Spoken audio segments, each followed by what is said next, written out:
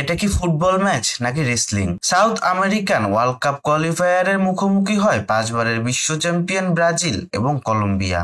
তবে এই দিন যেন ফুটবল নয়, রেসলিং খেলতে নেমেছিল এই দুই দল একত্রে করে 39টি ফাউল, যার মধ্যে ব্রাজিল করে 15টি এবং কলম্বিয়া করে সর্বোচ্চ 24টি ফাউল। তবে ফাউল যারাই বেশি করুক না কেন, মাঠের খেলায় 6 মিনিটের মাথায় এগিয়ে যায় সিলেসাওরা। ভিনিসিয়াস জুনিয়রকে ডিবক্সের মধ্যে ফাউল করলে পেনাল্টি পায় ব্রাজিল, আর এই সহজ সুযোগকে কাজে লাগিয়ে দলকে এগিয়ে নিয়ে যায় রাফিনিয়া। এরপর সুযোগ পেয়েও ব্যবধান বাড়াতে পারেনি সিলেসাওরা, তবে এই গোলের ব্যবধান বেশি সময় ধরে রাখতে পারেনি ব্রাজিল।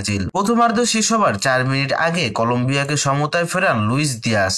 প্রথমার্ধ শেষে 1-1 গোলের সমতায় বিরতিতে যায় এই দুই দল। দ্বিতীয়ার্ধের 74তম মিনিটে কলম্বিয়ান ডিফেন্ডার কার্লোস টুয়েস্তা এবং ব্রাজিলিয়ান গোলরক্ষক অ্যালিসন বেকারের মুখোমুখি ধাক্কা লাগায় আঘাত পেয়ে মাঠ ছাড়ে এই দুই ফুটবলার, যার কারণে নির্ধারিত সময় 90 মিনিটের পরও আরো 10 মিনিট অতিরিক্ত সময় দেওয়া হয় দুই দলকে, আর সেখানেই ভেলকি দেখান ভিনিসিয়াস জুনিয়র। ম্যাচের একেবারে শেষ মুহূর্তে একক নৈপুণ্যে অসাধারণ গোল করেন ভিনিসিয়াস জুনিয়র, আর তাতেই বাজিমাত করে সিলেসাওরা।